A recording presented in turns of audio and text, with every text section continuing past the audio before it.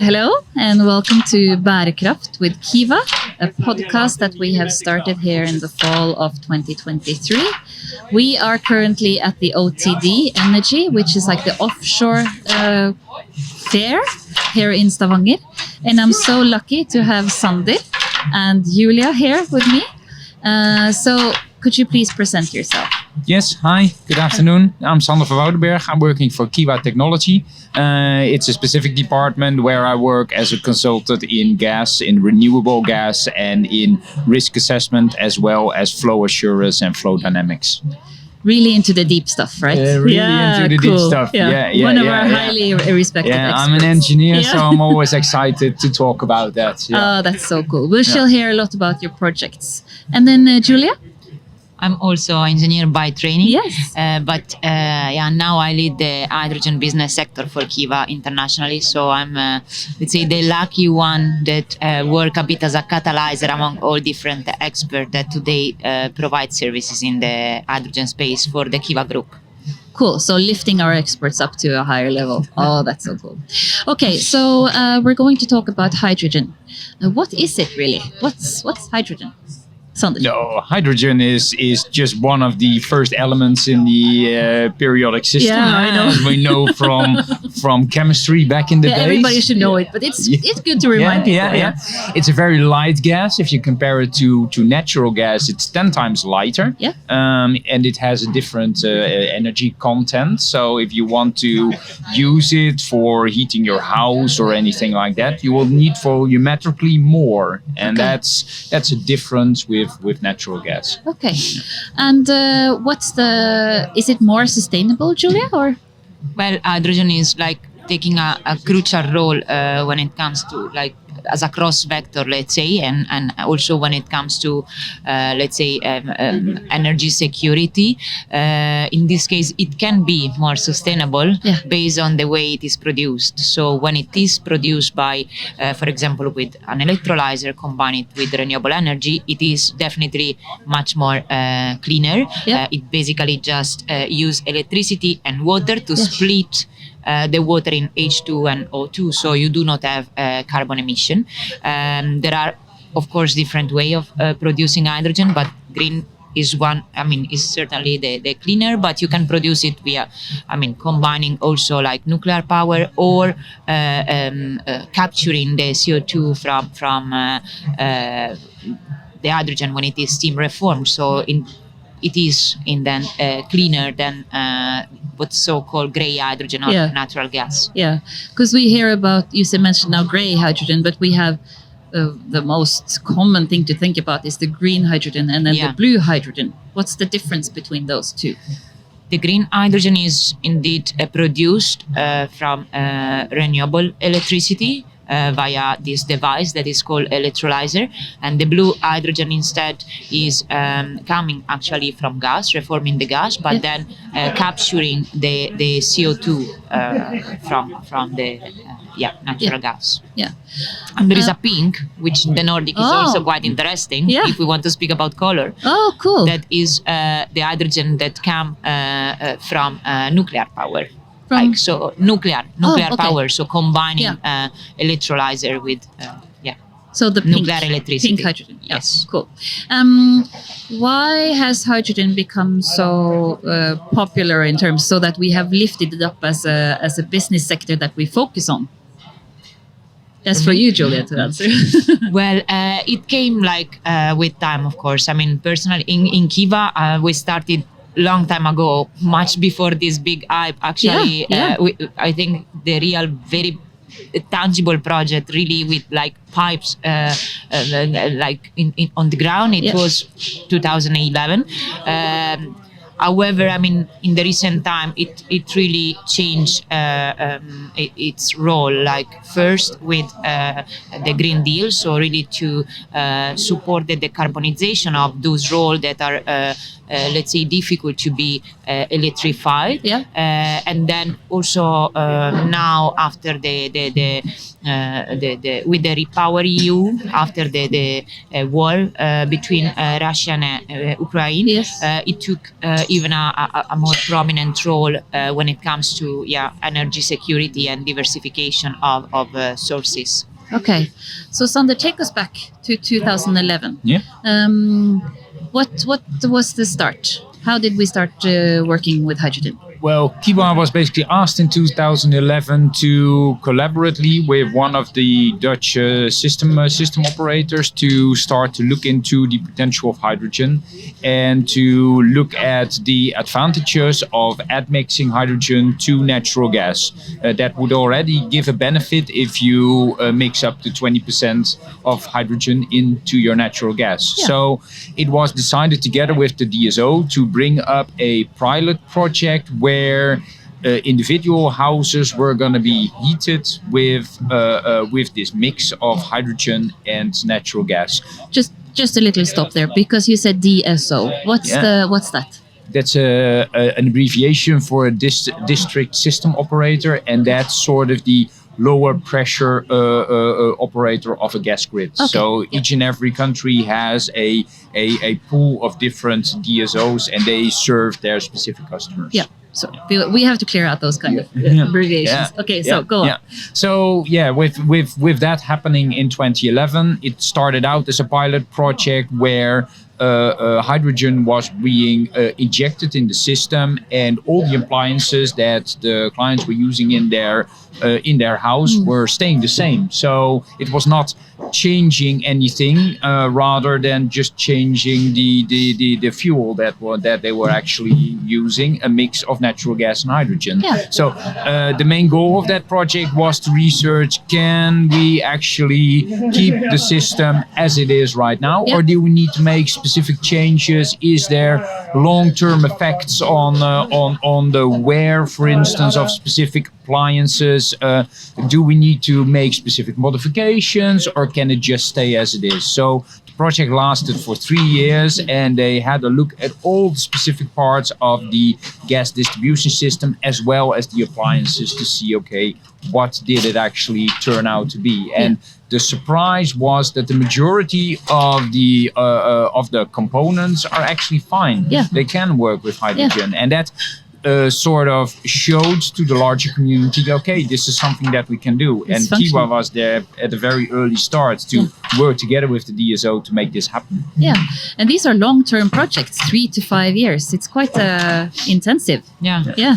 This is like an example, but from like in these last 10 12 years, we have really broadened our let's say field of application. Yes. So today we actually really can cover with our services basically the complete value chain, really from production, testing and certifying or inspecting electrolyzer up to end users, not only residential but industrial application and mobility.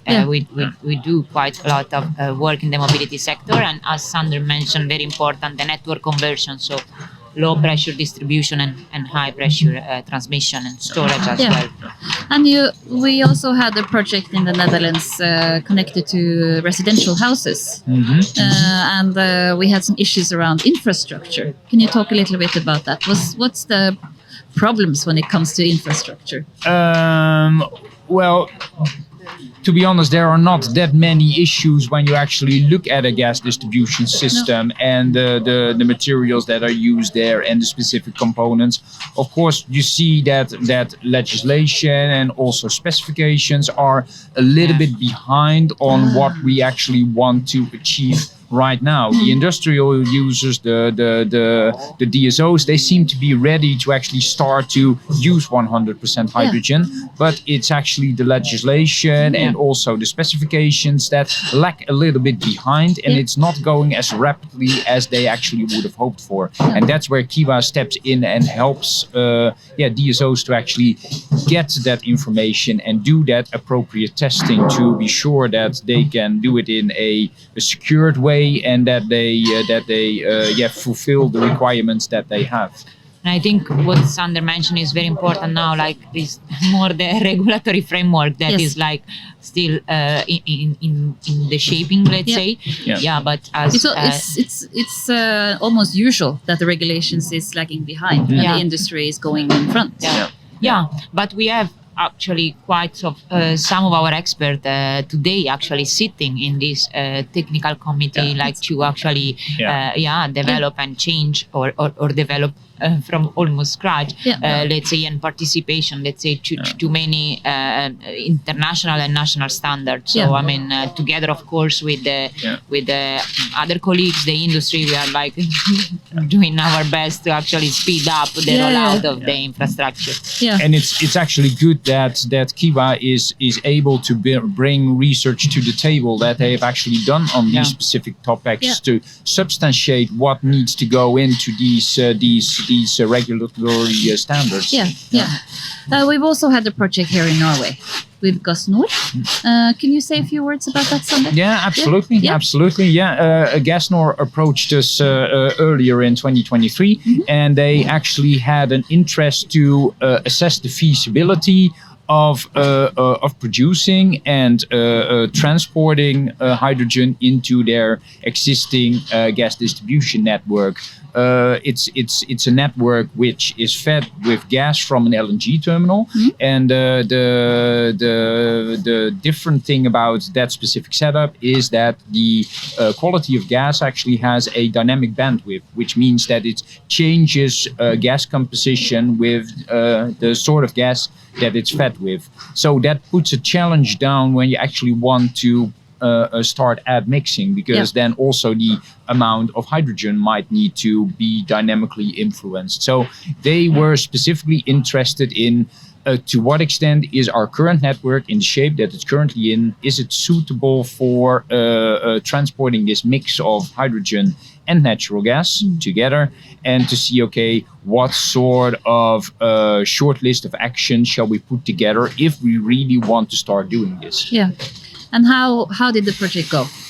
It has been a very interesting project. In this specific area, Gasnor is serving around 170 industrial customers and 800 domestic customers. And the project was phased into different topics with different questions about safety, about operations, about materials, about they have a refueling station. What can they do with those specific areas, and what is the impact? What would be the impact if you actually go with a blend of hydrogen and natural gas? And the outcome of that was basically that some things will change and some things will need some additional attention, like for instance work procedures for field technicians. But the good thing also was that a lot of the information that's currently there is what they can continue to use when they would consider start at mixing hydrogen into the network. It shows that these kind of studies is quite important when you're actually trying something new into the market. How does is this something that we will continue doing in the future with hydrogen projects? I think personally, I think that it's gonna be more and more a topic of interest, and it's also the different users of hydrogen. They have specific questions that they don't have an answer for yet, so they will seek advice and assistance from companies who do have experience there. And I think that we will see more and more activity in this specific market over the next couple of years. And anyway, practical activities and really like what the so-called pilot project are really fundamental to actually innovate and prove what is feasible and safe. Is there other countries doing the same? So focusing on hydrogen as one of the other countries? Within Kiwa, Yeah. definitely. I mean, we are serving in this case DSO in many different countries like the Netherlands, UK, Portugal, France, Italy, Norway, but I mean Belgium. I mean many more actually.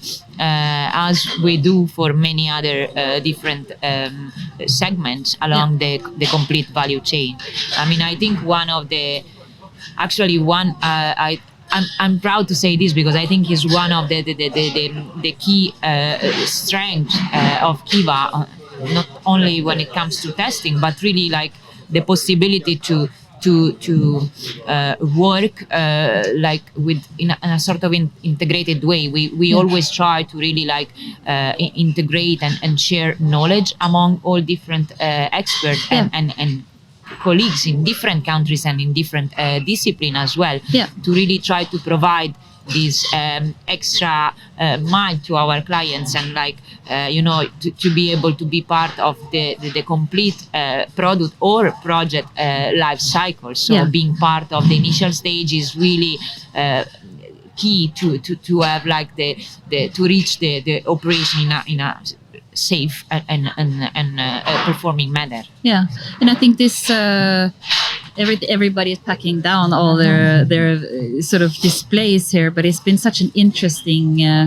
fair to take part of, and it's been so cool to have you over to really understand, as you say, learn and understand what this means for us in Kiwa and also for our customers. Do you think that hydrogen now is part of the energy mix in the future? I certainly think it will be part of the solution. I mean, there will be no one solution that will fit all. I think hydrogen will be part of the future energy mix. I think also it will be sort of a building block in the overall process where different energy carriers, electricity, hydrogen, natural gas, but maybe also other energy carriers will be in that mix to serve specific types of customers to bring the best possible solutions. And green molecules and electrons will actually go together. So hydrogen is part of our future, together with a lot of other energies. Thank you so much for taking part in the podcast and coming to Norway, sharing your knowledge. It's been a wonderful journey. So thank you very much. Thank you. You're more than welcome.